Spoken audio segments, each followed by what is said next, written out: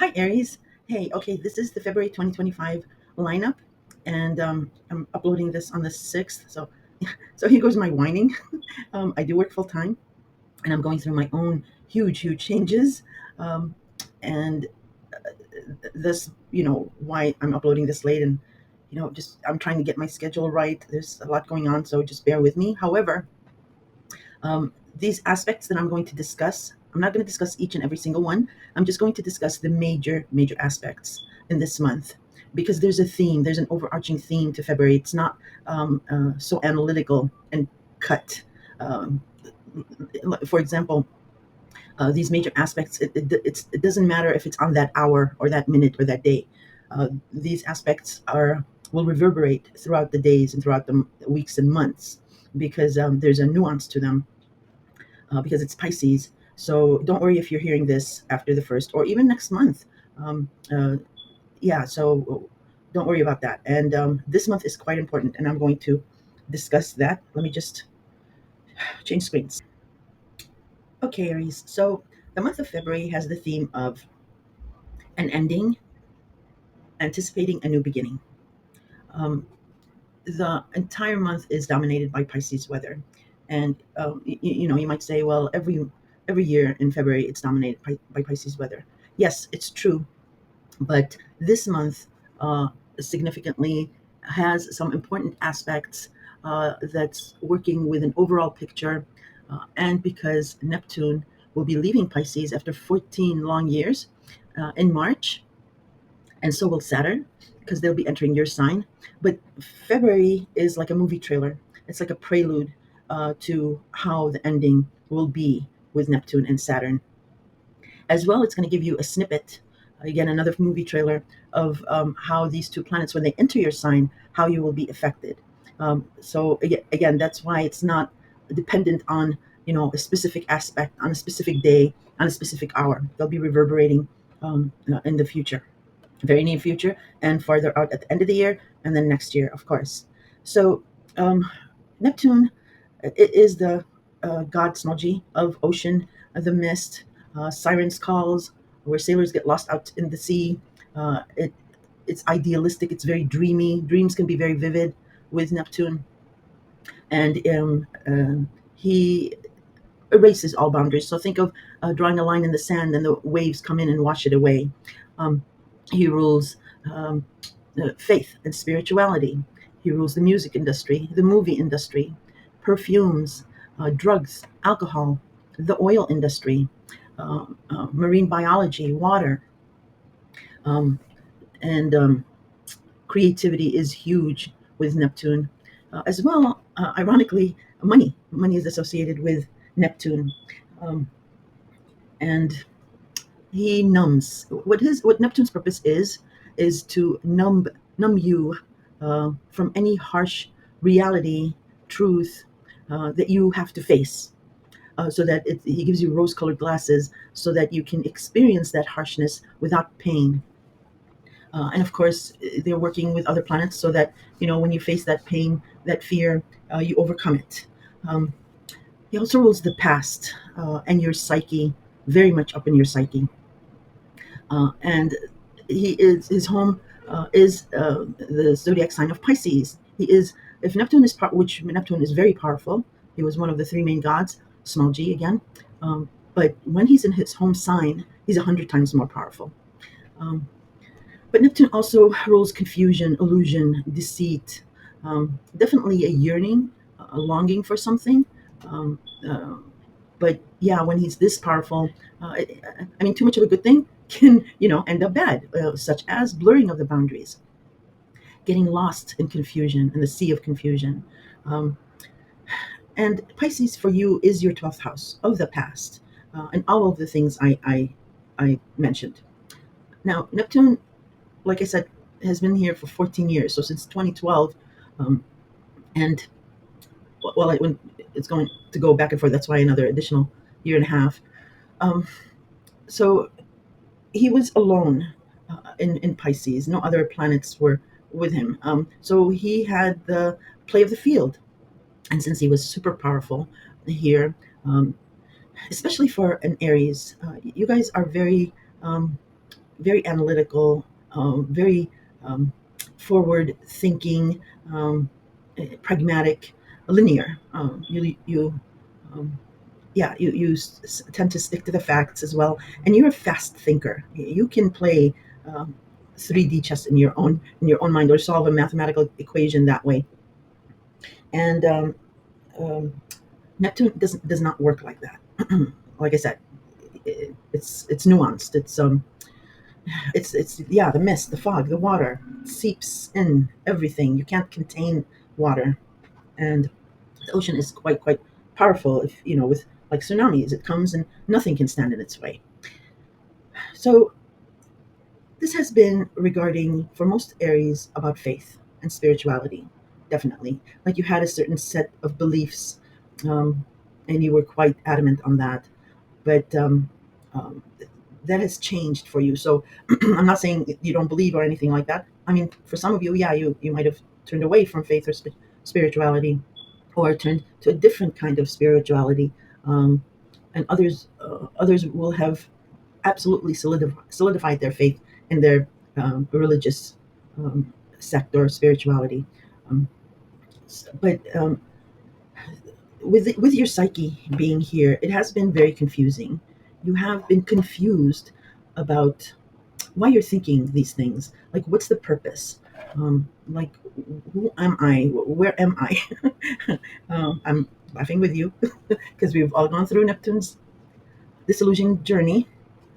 I mean, at first, it's at first and most of the time with this journey, it's been very dreamy. You loved being, you loved your alone time. You loved um, going through and thinking about the past. You idealized something about the past.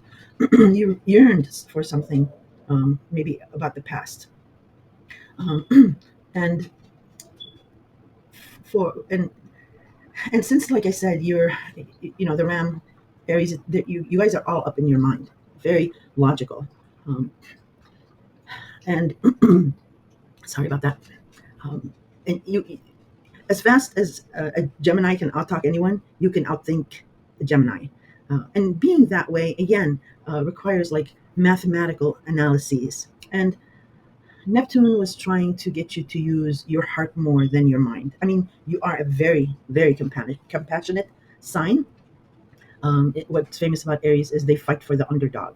So the compassionate hero, and you are ruled by the god of war, Mars, which only knows forward action and is fearless, completely fearless.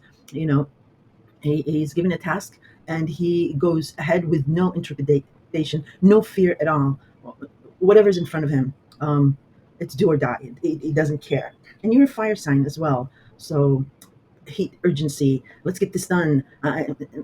It's like uh, it's like I don't want to get involved and deep seep into emotions. And you want something, just say it. Say what it is, and I'll make it happen, or I'll tell you I can't, or whatever.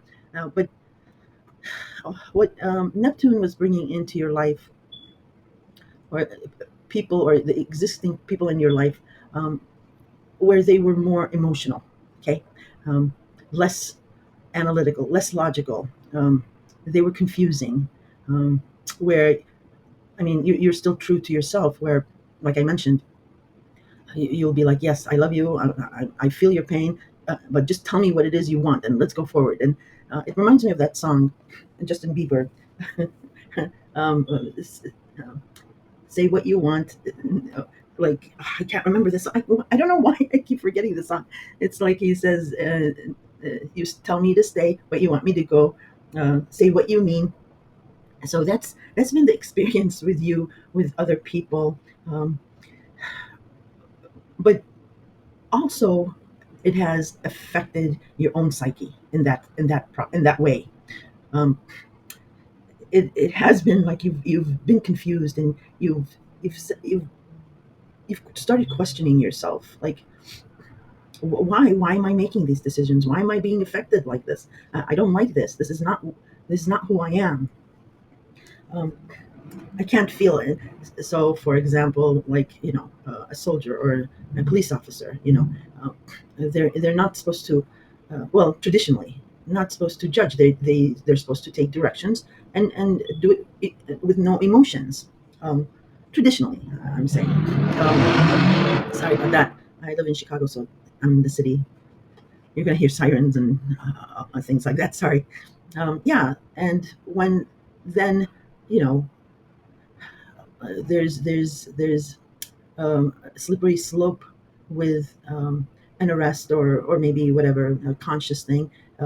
It gets confusing. Like it's like cannot compute. So you've been going through that, and boundaries may have been crossed in that sense with you from others, um, or towards others from you. And it started not feeling like a vacation anymore. It started feeling like really cumbersome. I mean, mostly because Pisces is a water sign, you're a fire sign, so obviously it's not going to mesh really well. And again, it's because of the way you are, your essence. So about 2023, when Saturn came in and joined Neptune, you started seeing restrictions, obstacles, constraints, problems um, with maybe authority figures, maybe family members, um, and maybe even authority figures like bosses, where you were in charge. Let's say, for example, of a group, and you might have had problems with the group because you were sort of laying down the law. Anyway, I mean, it's very nuanced. It's very different for every Aries. We have millions of Aries and with 1,000 different scenarios. But it was mostly, again, within your own psyche that you were being confused. And Saturn was putting these obstacles, these restrictions, mainly because to get you out of your head so much, so that you would stop being lost at sea. Um, and you know, you might have turned to more towards because you're a very, like I said, a fire sign. So you're very, you like excitement. You like um, being out there and things like that. But so that needs like a hopeful mind, like a fiery mind. But you might have seen with Saturn here that I just lost my train of thought. Sorry. I mean, I have my notes, but I like to make these really personable so that you guys can like sink your teeth in. One of the reasons I started this was because astrologers will be like, oh, this aspect, then you should do this and you should do that. It's very vague, so that's why I try to cover like a lot of things. There you go. You're probably trying to determine exactly what I'm saying, and I'm confusing you. But yeah, I'm trying to give you the nuanced area, and that's a little difficult to relay it in terms of straight lines, linear. So it's really about that. It's about you. That now I remember. So you started feeling more pessimistic, probably. Like I said, you are a fire sign, so you don't like pessimism, and you are a go-getter. Um, but yeah, you started feeling more pessimistic, more, more and more like losing hope. And that was really just Saturn. And Saturn, I mean, doesn't hate us, but he was trying to get you to structure your mind. Like, okay, you're idealizing this thing about your past, maybe, or about about a yearning, but you're getting lost, you're getting confused. So let's organize this. Let's get you out of your mind. So you've been having that confusion, but now this year, especially starting here in February, Saturn and Neptune are going to start working together a lot more. Um, Not that they haven't been working together, but it was more like two parallel worlds, and you had to yourself like combine that. But now Saturn is catching up with Neptune and working with Neptune, so that you're not so split, like a split personality, like schizophrenia. I'm not laughing. Please, no comments regarding that's cruel or what. I'm not. I'm just going with the flow and explaining things. So this is why February is really, really important as we'll go through the major aspects. And I would dare to say that Neptune's journey with Saturn and this month really dominates the entire year, um, because they will retrograde back. Once they leave and enter your sign, it's a small, like 3-4 month stint in your sign, but then they retrograde back to tie up loose ends and a lot of other things, which I'll explain. But I mean, yes, we'll have new starts and new beginnings. We'll be very, very busy between. April and August, May and August, with new things happening, and they are going to be larger than life. And one area currently is that you're experiencing new heights in is about your 11th house of groups and friends. So yes, there are new things, new shifts that are going to be unbelievably life changing, but in the background is Neptune and Saturn and Pisces, because we also have the North Node just recently change from your sign and Libra and enter Pisces. Now, um, the nodes work with the outer planets to affect real change through eclipses. Okay, uh, so for example, a full moon, yes, has the theme of an ending, but mostly your past efforts. Your a culmination of your past efforts. And you work with a new moon, with a new opportunity towards having fulfillment in that, where it ends up being a full moon 6 months down the line. With the nodes, you really do not have control with the eclipses. So a full moon with the nodes translates into lunar eclipse, uh, or like a new moon would be a solar eclipse. I know it's the moon, but the sun, but it's a new opportunity. So they're working with these planets, and that's going to be an 18-month journey, because you've been hosting the North Node with Libra and the South Node for the past 18 months. And we did have, just to give you an example of how nodes and eclipses work, we did have a super full moon lunar eclipse in your sign, Aries, in October, I think October 17th. And that super full moon was started with a new moon in your sign in April. So in April, with a new moon in your sign, uh, that was the beginning of the end. Okay, you might have not wanted it that way, or what have you, but uh, you saw an opportunity for some kind of independence, some kind of breaking free. But you know you knew it has to take time, and a lot of things had to happen, and that's what happened with the eclipse in October in your sign. You did break free. Many Aries separated from a relationship. Many Aries had went through divorce.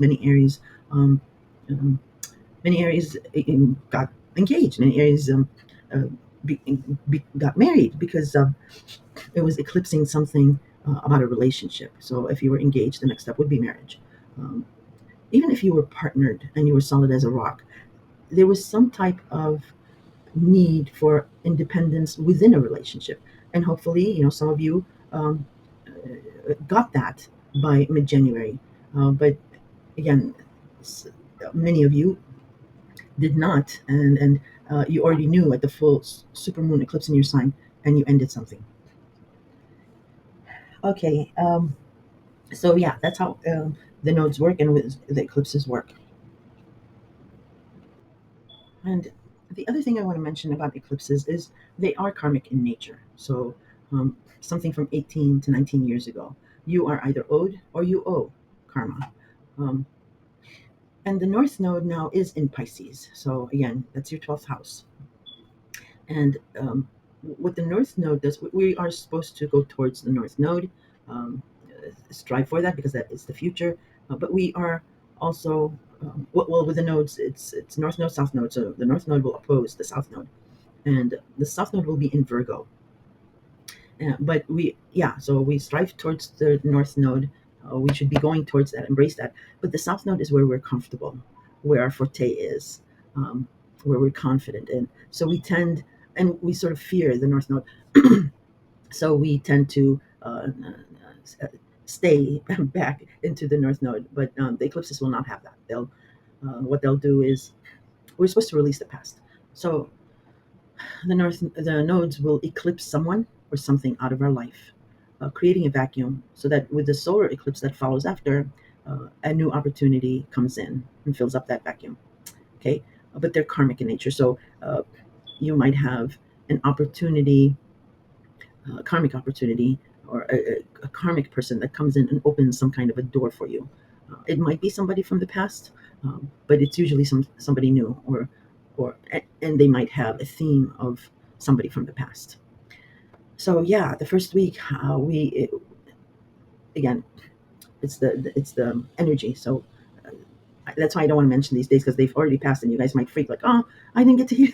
It doesn't matter. It's still reverberating. So we had Venus conjunct Neptune. That's a very beautiful, romantic, um, serious aspect because Venus is a serious planet and Neptune is a powerful planet. So something um, regarding the past or your psyche or your faith, and something maybe about money or career. Maybe you thought of a creative thing to do with your career. In any case, that you Venus conjunct Neptune. Yeah, okay, hooray! But it also conjuncted the North Node in Pisces. So whatever dreamy or idealistic opportunity or creative aspect that you thought of, and maybe it had to do with money. It's showing you um, that is the door that's going to be opening up through a solar eclipse in Pisces. Okay, like I mentioned in the beginning, this month is like a movie trailer of how the ending, major endings and major beginnings, major end to Neptune and Saturn, and major new beginnings will happen. And I would be remiss not to mention other aspects. I am going to mention other aspects that are happening. It's not only going to be Pisces, but I'm going to concentrate more on Pisces. So we also have the Sun in Aquarius, semi-square the North Node in Pisces. So Aquarius is your 11th house of groups, friends, circles, associations. It is your house of hopes, wishes, and dreams of the future, your vision for your future. The 11th house also can encompass a second or third marriage. And um, many of you, almost all of you, have been very, very busy regarding a group project or friends or maybe a close circle of community, um, or online. I see a lot of activity online. You might have met someone online, and it started out to be a friend, but it's now turning into maybe something else. Maybe you blog, maybe you're on some type of you have a social media account of some type, and it's just you're getting really busier and busier with this, and you can envision something about the future for you in this area. Something that you thought was unattainable is actually coming hard and fast, and you're grabbing it with both hands. You are spending a lot of time here. Um, with the semi-square, the North Node in Pisces, um, what this is saying is that this a new opportunity um, regarding your faith, your spirituality, a creative project um, with a hint of the past of something is going to take you take you into this again, La La Land, or you might get confused about it, and you might not have your time with your Aquarius group project might be limited. It could be something like that, or it could be like you are because you're going through this ending of Neptune. You might get confused again regarding using your analytical mind or your or concentrating on being more compassionate, and that might harm something about this group, or again, if you met somebody who's maybe Aquarius people are quite quirky, um, and they are futuristic. They're called the genius of the zodiac, and they seem emotionless. So this might be like, oh my God, this is a match made in heaven for you, because Aquarius also loves independence and freedom, and you're all about that. So this might be like perfect. They're the genius. They're a genius. They're quirky, and they match my thinking mind, and they're emotionless. They don't do emotions, and that's perfect. I'm like that too.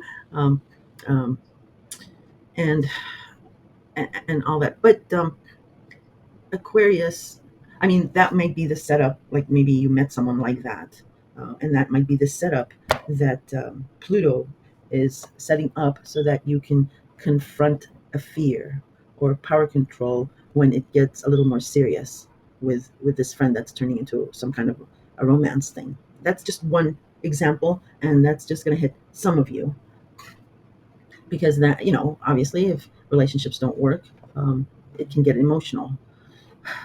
For but for the vast majority of you, it is. a group project. There is some kind of more than one person, and there's some sort of a hierarchy.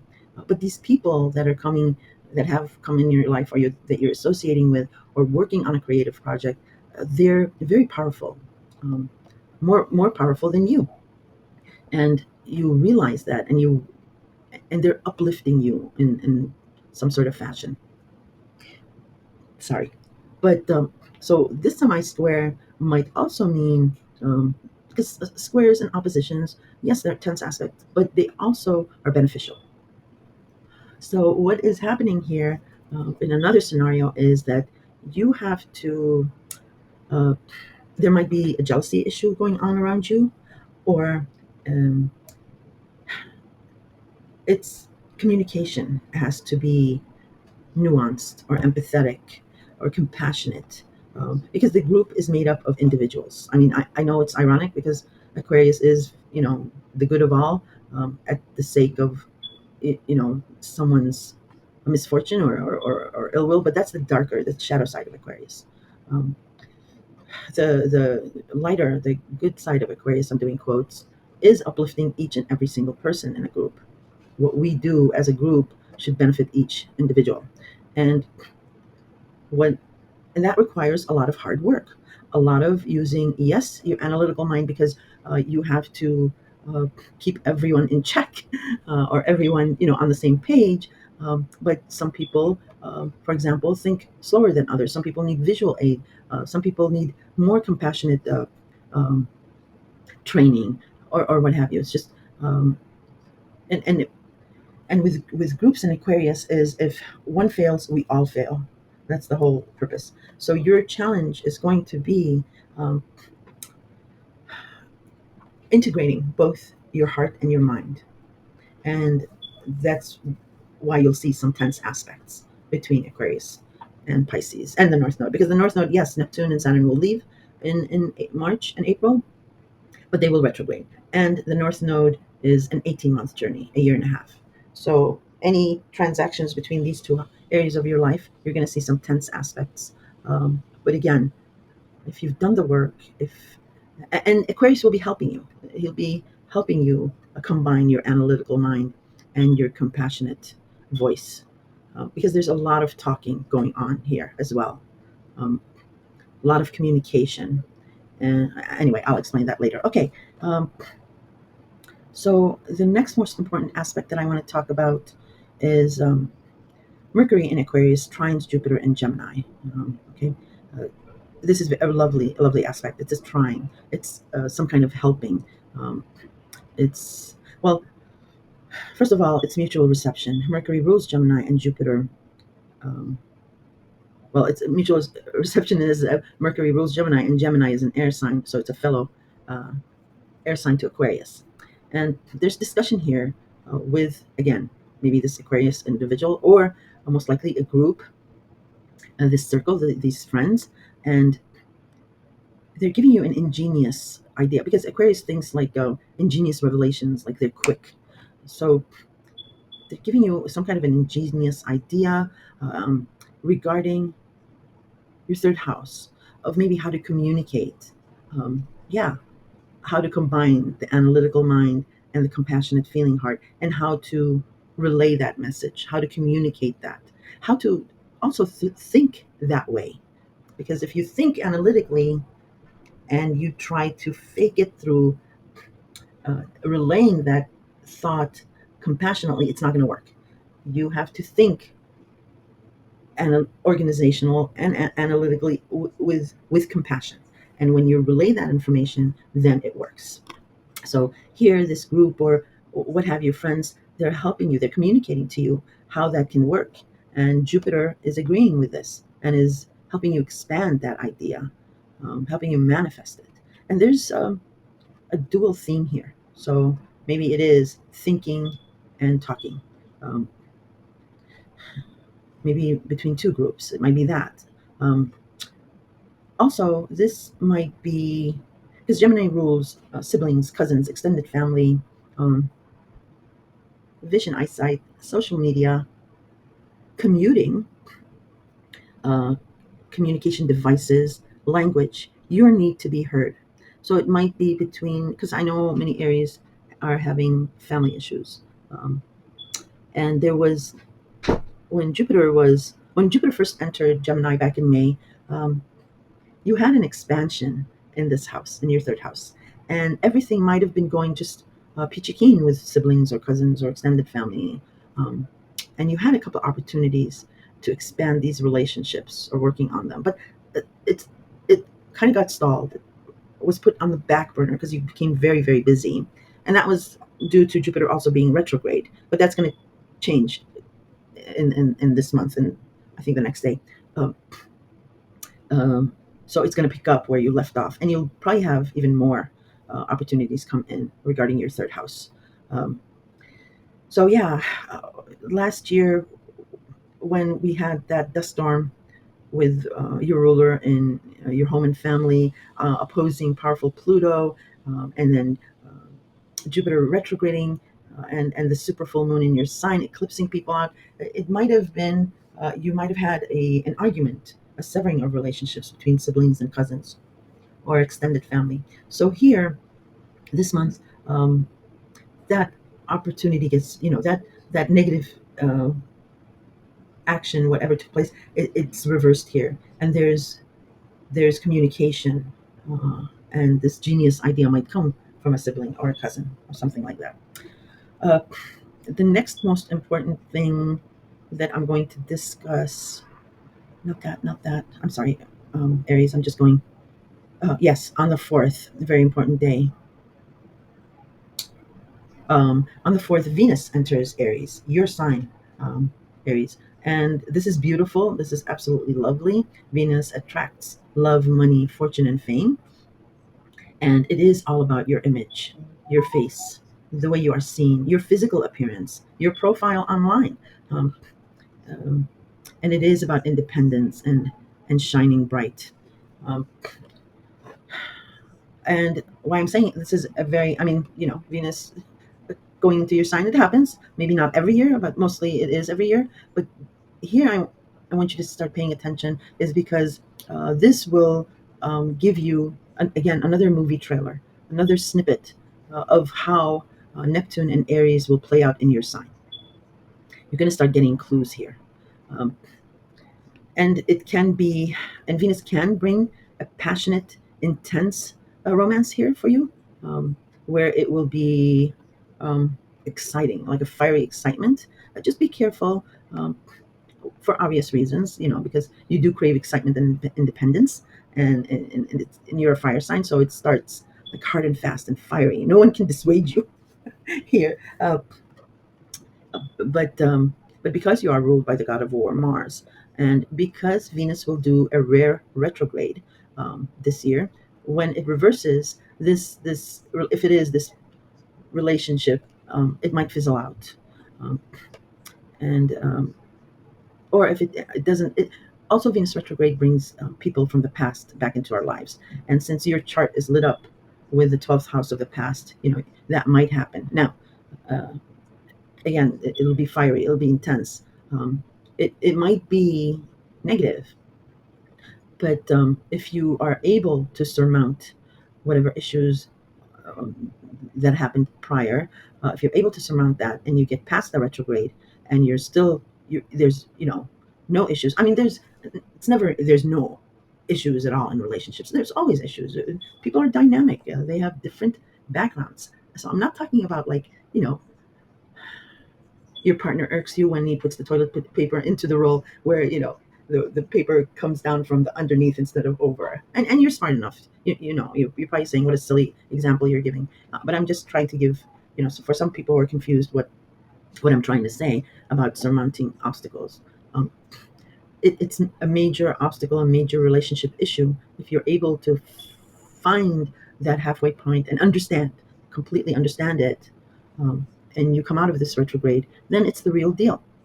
You're able to move forward, um, knowing that other issues that will come up, and again, relationships are dynamic. They're alive. It's not stagnant. There will be issues. You know that you'll be able to surmount these issues, is what I'm trying to say. But if it's still a point, and it's still a very difficult relationship, it will end after the retrograde when Venus moves direct. Now that's regarding a relationship. And then in as far as Neptune and Saturn is concerned, it's about your image, the way you're seen, the way you appear, and that can affect all areas of your life, your group role, your friendship roles, your position within the family, with siblings, with extended family, your work, authority figures, and so on and so forth. Okay, so yeah, watch this Venus transit. It's important. And like I mentioned, on this day, Jupiter does station direct in Gemini. So whatever stalled regarding siblings, neighbors, even neighborhood, commuting or communication, social media, your need to be heard, whatever was stalled, whatever was reversed, now it'll pick up, and it'll pick up speed. I mean, not immediately because Jupiter is a huge planet. It'll start picking up speed and moving direct, and whatever was stalled will start up again. And if there was negativity, like I mentioned, that is reversed. Jupiter is a benefic planet. It rules Sagittarius. It's very optimistic. It's a good luck planet. And Sagittarius for you is your ninth house of higher education, foreigners, long distance travel, people at a distance, um, philosophy or your philosophy on life. Um, and publishing is huge here. And I know many Aries are into publishing things.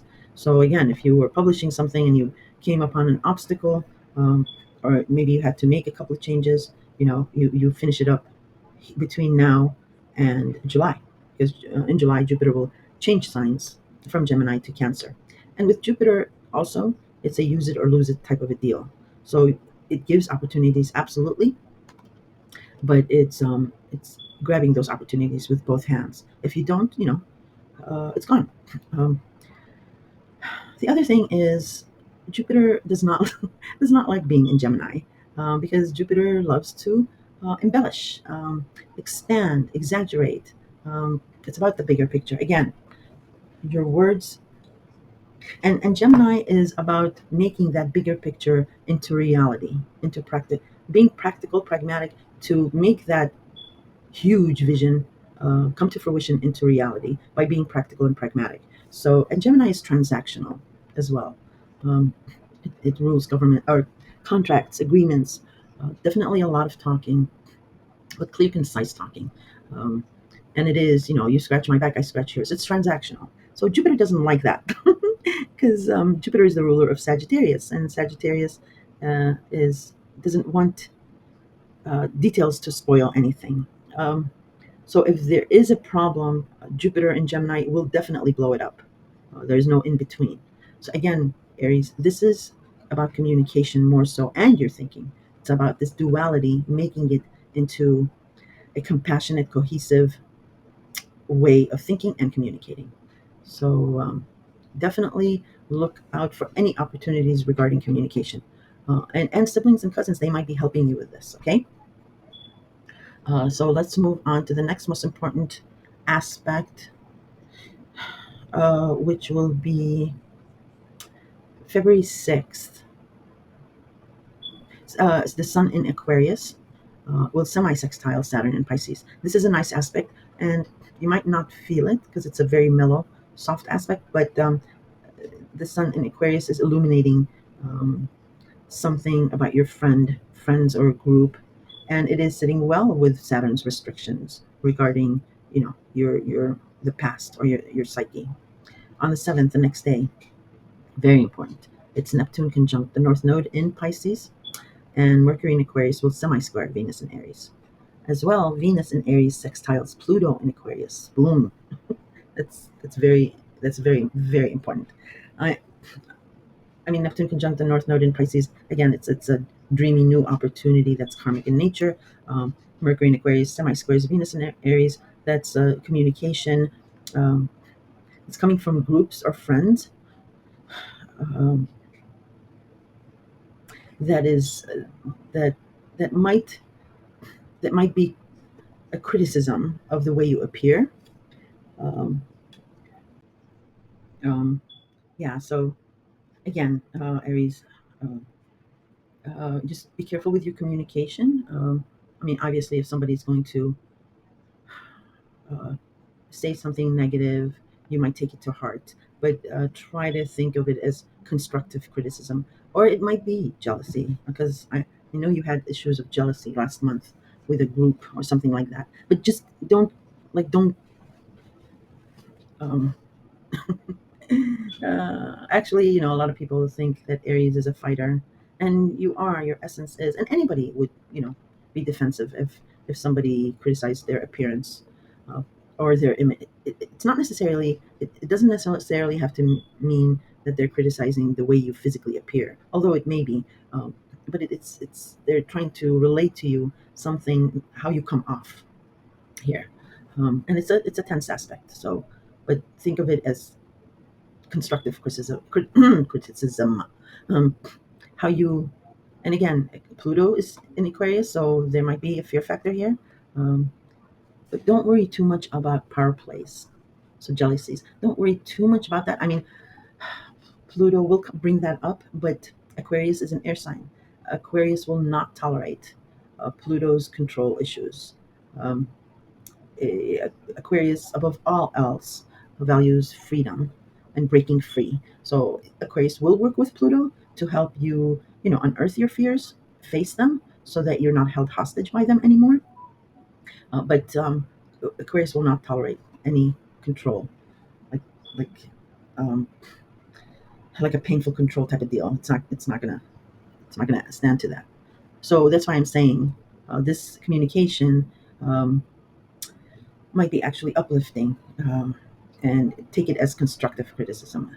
Uh, because also Aquarius is an air sign, and you're a fire sign, and that could, how do they how the saying goes, it can turn escalate really quickly.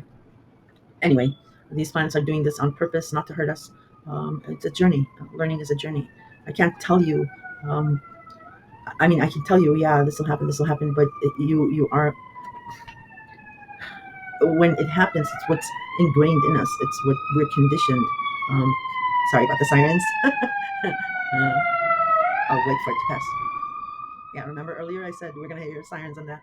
Um, yeah, so it has to be a journey. You have to experience these tense moments, these aspects, to change, for change to be effective. Just telling you, that's why another reason, like, I don't like short astrologer. I mean, I'm not the best. There's really good astrologers out there, but I don't like these short, oh, you can change this, you can change. I like to go into more detail so you can understand uh, why why you don't get it the first time. It's a journey. Anyway, moving on. Oh, so yeah, this other big aspect is Venus in Aries sextiles Pluto in Aquarius. This is very, very important. Venus is a very serious planet, um, and she's in your sign of image and appearance. Okay, and Pluto is a very, very powerful planet, and he's in your group section and friends, or friend. And there's empowerment through this group, through these friends. They're teaching you how to step into a leadership position, role, or something about your hopes, visions about the future. It's they're empowering you to realize that. um, if this is a romance, um, it's serious. This is very serious. um, it's all about love and security, though. That's what it is. Whatever this, I mean, it's a sextile, it's a nice aspect, but these are, these are, it's not, not to downgrade any planet, because I don't want these planets coming after me, but it's not like Mars and or Mercury and uh, whatever. These are, Venus gets whatever she wants, and no planet can deny her that. Pluto also will get what he wants, um, because he's powerful. He takes what he wants, kicking and screaming. So this sextile between these two is very powerful, and it has to do about love and security, being secure in love, um, being secure in your skin, to be able to love fully and have trust. So if you've had problems with communication, this can be smoothed out here, but taken more seriously. All right. If you had communication issues about a love and security, it's smoothed out but serious. Um, and again, if it's a romance, it could be fiery and scary. Woohoo! Aries likes that. You're a fire sign. You like scary. Um, let me. I'm just looking at some notes because some notes will not apply to you. That's why. Ba-bum. All right, let's move on. Yeah, let's just pay attention to that energy that you get, to that feeling that you get. On the 9th, Mercury catches up with the Sun in Aquarius. We call it Mercury Kazemi. So anything that you might have lost, any missing information that was crucial about this group or friends, here someone gives you that information, or you find whatever you might have lost. All right. On the same day, very, very important. Yeah, very important. Mars in Cancer will trine Saturn in Pisces. Now, this is the second of the third trine. The first one happened at the end of September. And now this is the second, and the third one will happen on April 4th. Um, Cancer is your house of home, family, parents, your country, your clan, your patriotic pride. But Cancer is also the mother, a matriarchal figure, a nurturing, sensitive mother, emotional. Uh, and Saturn, of course, is the taskmaster, takes you to task, and it's in Pisces. So Pisces again is your 12th house of the past and the psyche. Uh, so so restrictions. But this is a trine. So what this represents is, um, at the end of September, you might have had a fear. And I know that's an oxymoron, because Mars is fearless, and you are fearless. But of course, we're all, human. We do have fears, even an Aries. So there was some kind of a fear, or it could have been your home and family had a fear. Your mother maybe had a fear, um, or you feared your mother, or something about your home. But Saturn, of your in Pisces, regarding your psyche or something about the past, was saying it's okay, don't be afraid, because it's a trine. It was allowing you past these restrictions to move forward, to put pressure, move in urgency regarding a home and family situation. And Saturn was saying it will not hurt your psyche. It's But you hesitated. We hesitated here because we had a fear. Now this here in February, that will come up again. We'll get the opportunity, and we are not as afraid as we were back in September because we've moved past the fear. However, we're still hesitant, and that's because Mars is retrograde still. But on April 4th, it's going to be pedal to the metal, no fear, and moving forward, because we'll have the full story. And it is in Cancer, so it will not be like trampling over sensitive emotional feelings, but it will be a move forward, and it will not hurt your psyche. It's not about the past. Yeah, you stand up and you're like, yeah, okay, no problem. I'm not afraid anymore. It translates into that. Now on the 10th, Mercury in Aquarius will square Uranus in Taurus. So let's just discuss a little bit about Taurus. Taurus is your second house of job, income, and your value system, who you will and will not sell out for. Um, Taurus is also the worldwide economy, financial markets. Taurus is the sign of the bull. It's stubborn. It's a fixed sign, and takes a long time to make up its mind. But once it does, it's just stubborn. But it rules security, definitely security, and persistence. It's hard work. Taurus is the hard menial labor, uh, uh, the hard research, and sticking to it. Persistence is key here. So for you, Aries, for the past 7 years, you've had problems with job and income, and money for you is quite important because, like I've mentioned before, is you do help a lot of people, um, as well. They help you, but it's mostly you that everybody turns to. Maybe not money, but certainly they have, but more so regarding security, because you're their hero. Okay. Um, but you've seen abrupt shifts and changes regarding your money and your job, or your value systems. They've shifted over time. Uh, you might have been at a point sometime where you're completely out of money, or that really scared you. But then, it you, right after you saw a windfall, Uranus is the planet of shock and surprise and electricity. It's a roller coaster ride with Uranus. It's feast or famine. The only two planets that scare me, Aries, are Uranus and Pluto. But you're fearless. But yeah, you have concerns. So any job shifts, any income shifts have scared you, and you don't like the inconsistency here, even though you're a fire sign. You like stability, but you find yourself in these up and down positions. Uh, Now, Mercury in Aquarius, Mercury also governs, like I said, it's transactional. It can govern um, investments, agreements, documents, maybe mortgage documents, maybe things like that. Um, and it's in Aquarius. So, regarding your groups, your friends, circles, associations, and it wants something, this group, these associations, it is wanting some kind of a change in your job and money and value system. It is wanting a big change, and Uranus is delivering. There's a shock here.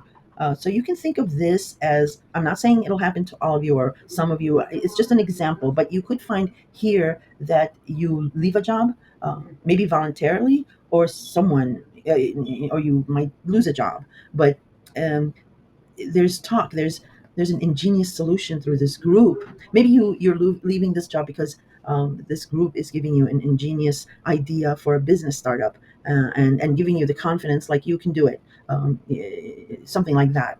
But it is something where it's a blessing in disguise. It might seem like a tragedy at the moment, or very very uncomfortable, disruptive, but it's good in the long run, because remember, planets don't hate us.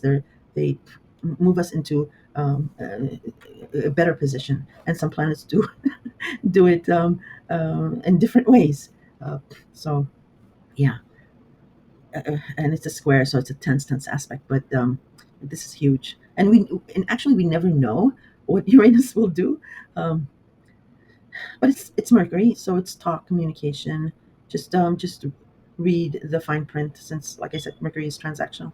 If it has to do with anything about signing something, all right. And on the 11th, this time the Sun in Aquarius will square Uranus in Taurus. Yeah. So whatever this agreement, this talk is a big deal, because it is relating to your job and income. So you are debating this within yourself, or maybe with others, and you are, um, so that you can see it clearly. The Sun is squaring it too, so you can see what it's about, and as well as others will. But it is definitely about security, values, or job, and some kind of a change. All right, on the 12th. So uh, on the 12th, Moon in Leo will square Uranus in Taurus. Then we have a full moon in Leo, which will oppose naturally the Sun in Aquarius. Okay, yeah, these will be the challenging days, these few days. Um, so with the moon, well, Leo is your fifth house of love, romance, children, creativity, pets, and gambling. It is a fun, light romance house. It's partying with your friends, and maybe having a romance, but not a serious commitment. It's yeah. And then with the moon, it's emotions. So something about your fifth house will not agree with this shift regarding your job and your income. Um, like I said, it might be something shocking. So yeah, some maybe a component of one of your fifth house, maybe a lover or a child, or maybe a combination, will see this aspect with, destabilizing, definitely, and it's a hard aspect. But do not fear the squares. I always say, embrace the squares. It does jumpstart things, and like I told you, it'll be like a blessing in disguise type of a deal. Because then after that, whoever is not agreeing about this job shift will is either leaving or giving up, because there's a full moon in Leo, so something ends here in your fifth house. Um, or it could be, a culmination of your past efforts with a lover or a child. Um, it is opposing the Sun Aquarius, so they may be blaming this group or this friendship or this friend for this shift in values. All right. The next most important is on the 14th February. Mercury will enter Pisces.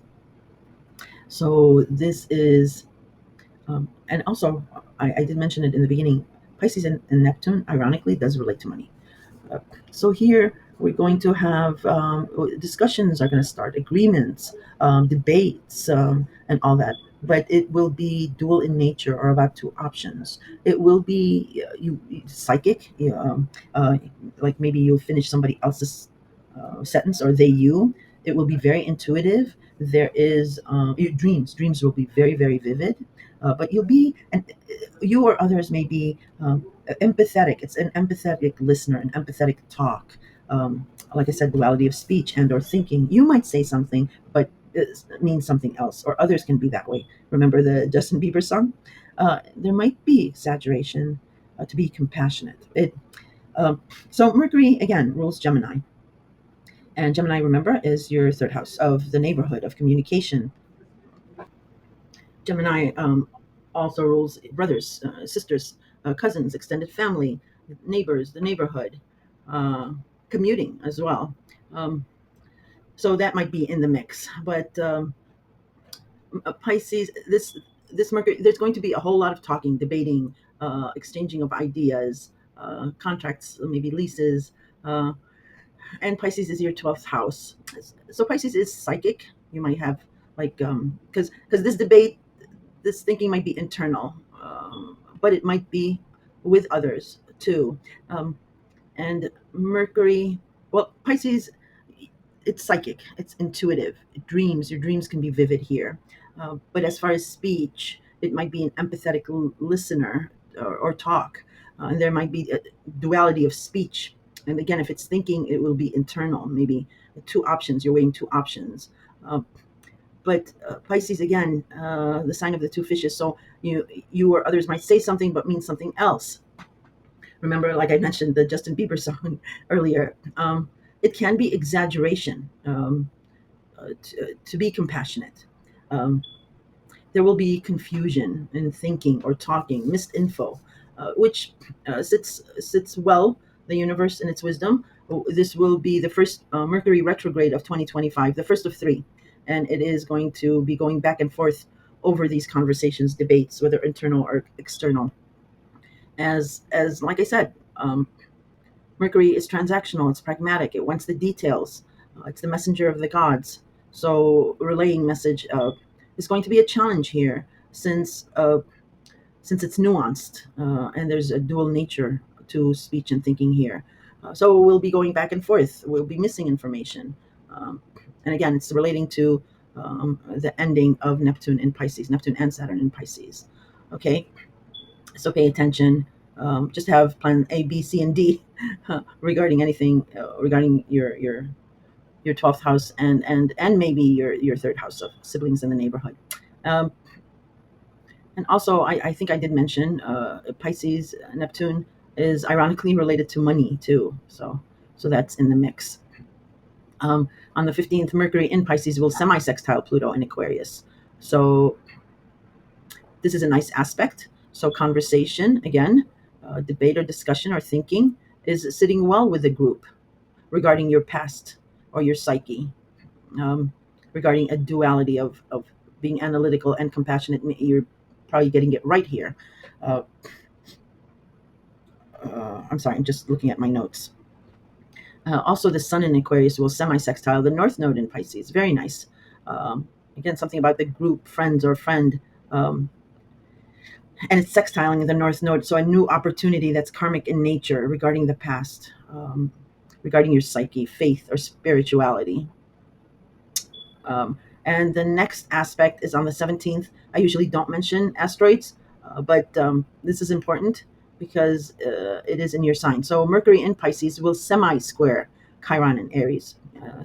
Semi-square is a hard aspect. So again, conversations, debates regarding the past or your psyche um, is bringing up an old wound, a hurt. Chiron is the wounded healer.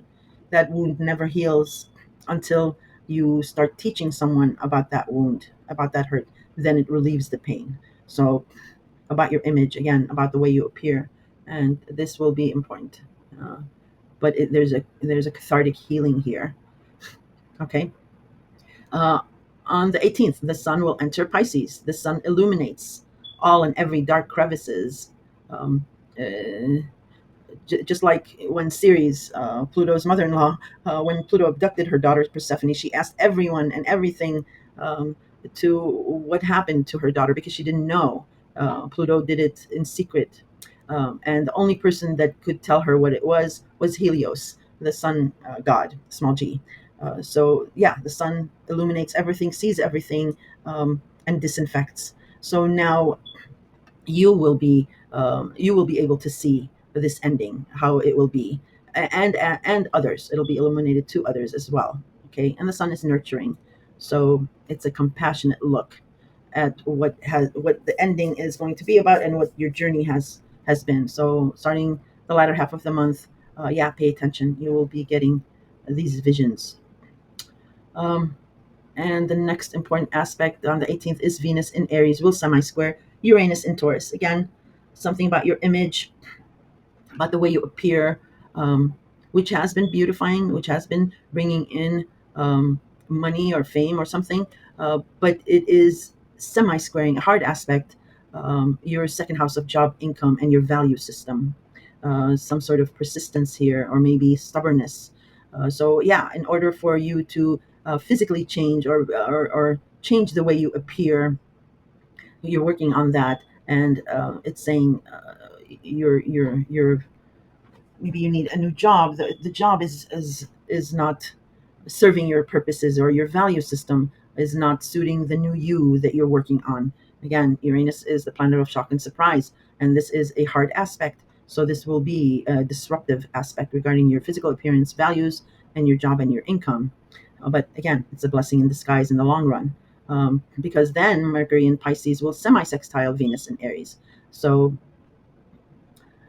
talk debate regarding your hidden house, working behind the scenes, your psyche, your faith, um, is giving a good, an okay, thumbs up thing about this change, about this beautifying of your image. Um, maybe you're going on a diet, or maybe you want to gain weight or something, or maybe um,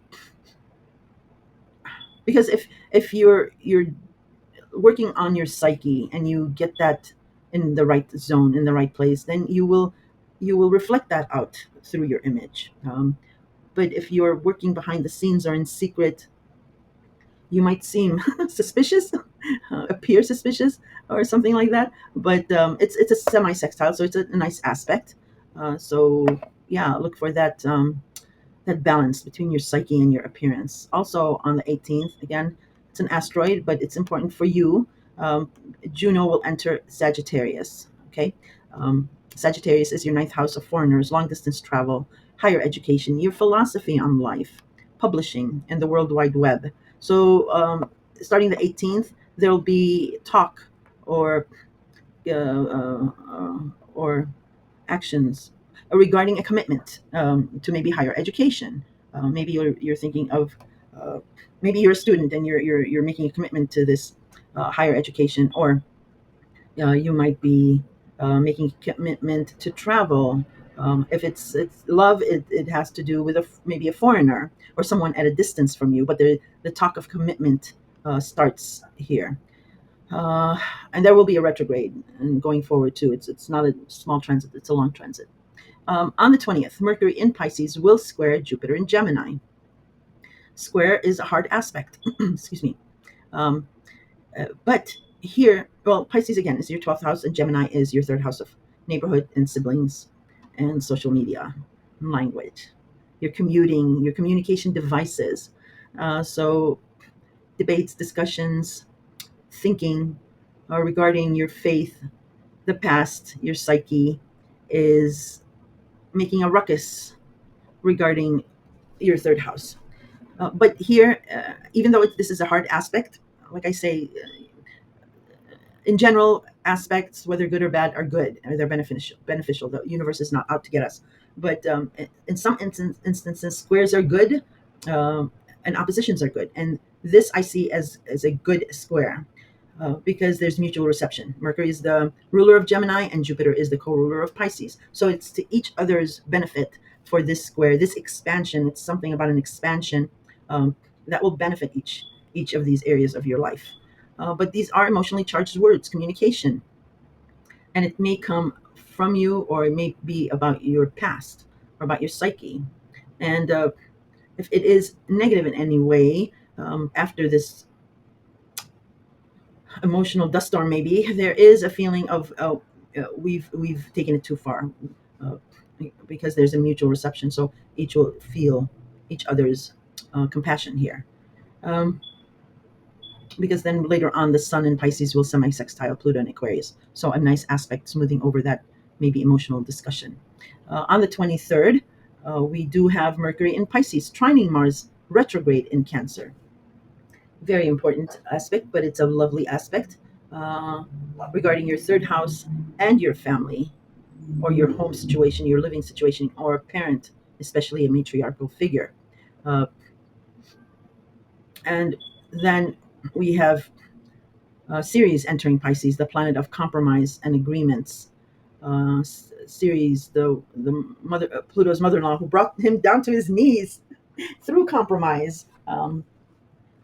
So whatever discussions or agreements regarding your past, your psyche, your faith, that may have stirred up a ruckus and a disagreement. Well, Ceres here comes in and starts setting up a compromise. Now, the most important thing here on the 23rd, and say it with me, Aries, hallelujah. And this is a double, triple, quadruple hallelujah for you, since it is Mars, the god of war, and your ruler, your benefactor, your protector, is stationing direct in Cancer, your home and family and parents or mother. After, oh my God, seems forever since September. It's Mars has been going back and forth over Cancer and Leo, and especially with Mars being your ruler, you have been frustrated at every turn regarding a home and family situation or a matriarchal figure, and Mars just hates, absolutely hates going backwards. It's been so, yeah, a slow drudge here, but this ends finally, and you are the first of all the signs to benefit from this. Uh, so, serious discussions, and again, you know, it may start sensitive or tense, or it may have to do with the emotional discussions of on the 20th, and you may think like, okay, I forgot to say this. I have an additional 2 cents to throw in this discussion, or your family may feel that way, and there may be debates. But then this leads to, like I mentioned, Mars stationing direct. And I'm doing this little skit for all the signs. So Mars is here saying, okay, that's it. Enough of all this talking, feeling, emotions, because Mars hates emotions. Just give me the task and I will do it without these verbal emotional outbursts. I have the full story. It's time for war now. Get it? God of War. Um, no, seriously. Now Mars is free of confusion and restriction, and it has the full story and thus the confidence to put the pedal to the metal. And he will start. And whatever has been reversed, or whatever ended, Mars going direct here will reverse that. There will be reconciliations. There will be forward movement. And then on February 25th, Mercury will conjunct Saturn in Pisces, just when we got moving here. But this is a separate thing. And again, it relates to the ending of Saturn in Pisces. So this is a heavy aspect. Squares are very tough as oppositions are, opposite. But this is a conjunction, and it involves Saturn. It involves rules, restrictions, pessimism, and all that. Um, and Mercury, transactional Mercury, the talking agreements.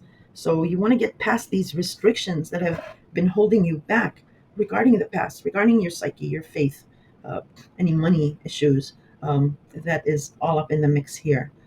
Or if it also involves your siblings and social media, or any neighbors.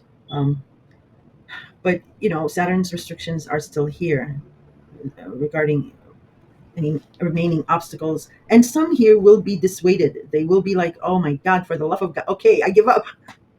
It'll be like, and since it's Pisces, spirituality and faith, it might be it's something like, well, it's God's will. It was not meant to be, or everything happens for a reason type of a feeling. Um, and if you ever have been in a situation where you've worked really hard for something and it just doesn't give you a slip, a pass, um, and then you give up. You're like, "Ah, whatever, okay, whatever." And then once you give up like that, um, once you stop being obstinate like that, something magically happens where poof, it's okay. Either you get that pass, or you just internally you're like, okay, I'm okay with this restriction, with this obstacle. Um, so it's the energy of acceptance, compassionate acceptance. The lesson is learned that Saturn does release um, those boundaries, those restrictions, because you finally do understand. Um, Saturn, Pisces is famous for um, fearing pain, fearing it escapes pain. It does not want to feel pain. That's the whole thing about Pisces doing these disappearing acts. Sometimes it's the two fishes swimming past each other, saying something, but doing something else. Um, it's the ethereal of numbing yourself to pain. That's what Pisces downfall is. Um, and and that's the whole thing about Neptune numbing us in the freezing cold pool. And these are all allegorical, but it's in our real life situation. And for you, it's about your 12th house of the past, of your psyche, of faith, taking care of someone, um, because it's a confining space, Aries, and you crave independence and to be out there. You're a fire sign. This has muted your fire. Um, but there was a purpose for that, and you finally here understand why this restriction, why this holding back is for you to experience pain, not because Saturn hates you, but because um, once we own the pain and feel it, then we have compassion. Because if you keep avoiding pain, numbing yourself to that, it's a cycle that continues. You'll use that pain to hurt others. um, but once you own it and you feel it, it's cathartic. You're able to understand it and break the cycle of not using it against another or even yourself. You are clearing out, remember, spring cleaning, clearing out that pain, because um, we fear the new, but we're comfortable with the old.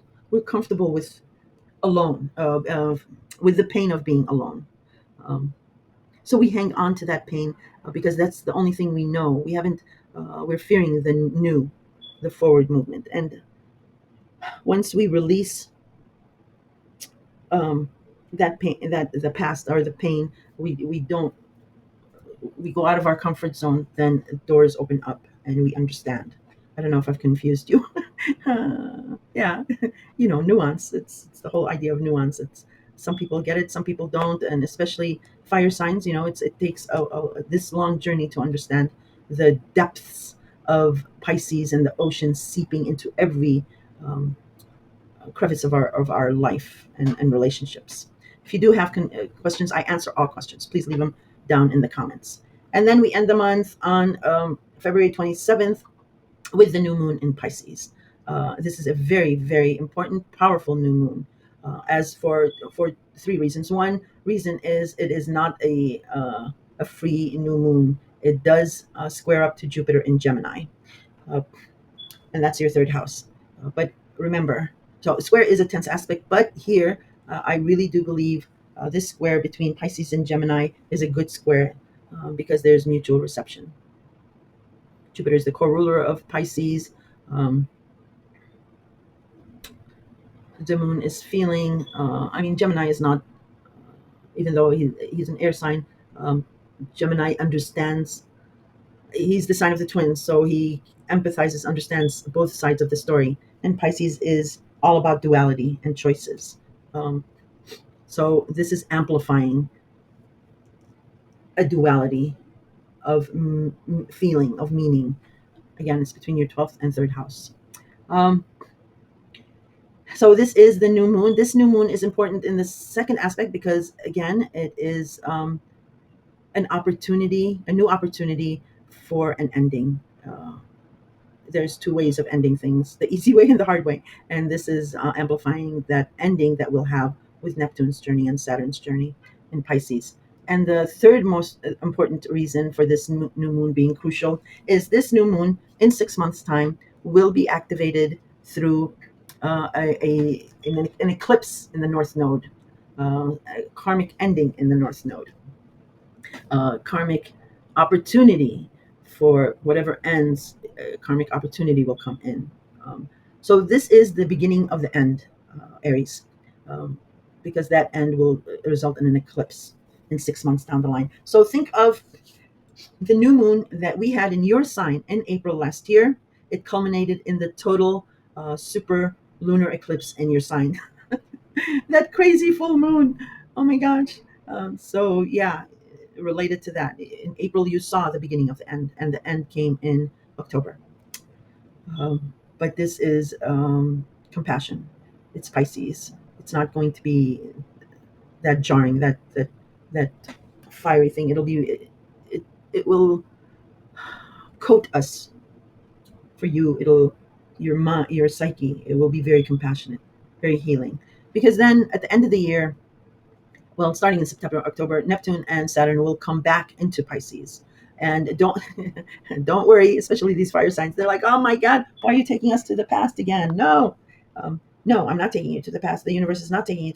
It's paying homage to the past because you're going to be in a brand new world. It's going to be a brand new you with different priorities and all that. But you're paying respect to the past.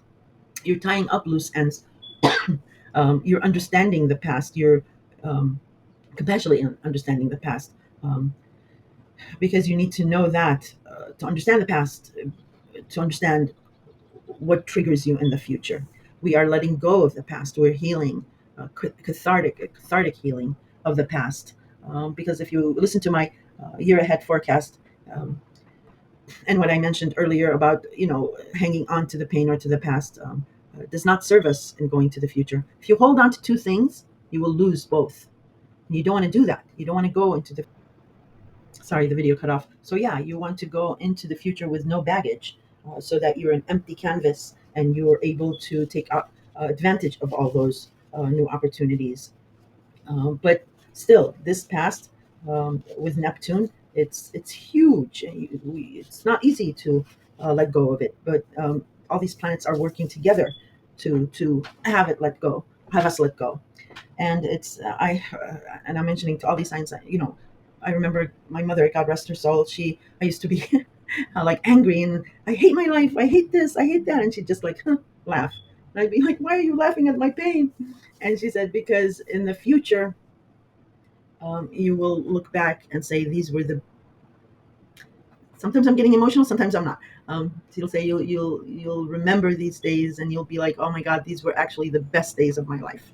It's that nostalgic feeling. It's that cathartic healing because we will have reconciliations, resolutions, and consoling um, uh, goodbyes and endings here at the end of the year. It will be the complete story. So that's why I'm saying, um, yes, we'll have new changes and new things that we'll be very busy about, but in the background, the humming of the year is dominated by this ending. I think this is the most important. Other astrologers may disagree with me, but I think this is the main story of 2025. It really is very healing, very creative, and very just nurturing all around. Yeah, because the last day of February on the 28th, the Sun in Pisces will semi-sextile Venus in Pisces. This is absolutely beautiful. The Sun is nurturing and encouraging, and Venus is all about love and and you know anything that's oh my God, I'm getting tongue twisted. um, it's about your 12th house, and you are being nurtured, and it is being beautifying. Just get your mind and your heart together to do any thinking, to do any debating or discussions. That the more you talk, the more it all benefits you. Okay, so it's yeah, I think it's lovely. You guys can tell me I'm either right or completely off the mark. Okay, Pisces, I hope you, if you didn't find this informative, at least entertaining. And I will be doing weekly or mid-month. I mean, we're almost at the mid-month, but I don't know if I'll be doing it like in detail or just giving you thematic weekly scopes. Anyway, um, yeah, any comments, please? I welcome them. It really helps me to navigate what I'm doing for you guys, as this is a new adventure for me. All right, talk to you soon.